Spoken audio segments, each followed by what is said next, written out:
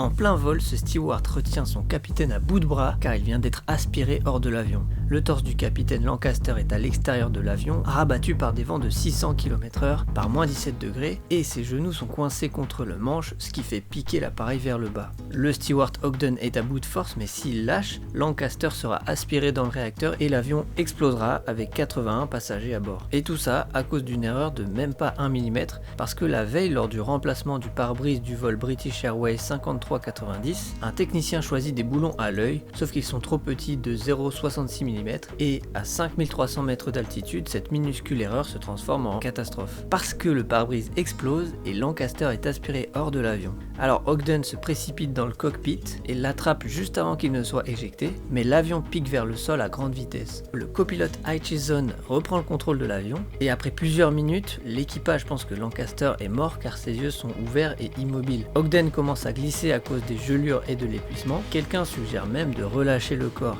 mais le copilote hurle de ne pas lâcher car il pourrait percuter le réacteur. Alors pour empêcher Ogden de lâcher, John Edward, un autre steward, s'attache au siège et le retient. Alors une chaîne humaine se forme. Pendant ce temps-là, Aitchison tente un atterrissage d'urgence à Southampton et 20 minutes après le début de l'incident, l'avion se pose en toute sécurité. Du coup, Lancaster est ramené à l'intérieur et il est bien vivant. Il s'en sort avec des fractures mineures et des gelures. Fait incroyable, il reprend les commandes 5 mois plus tard.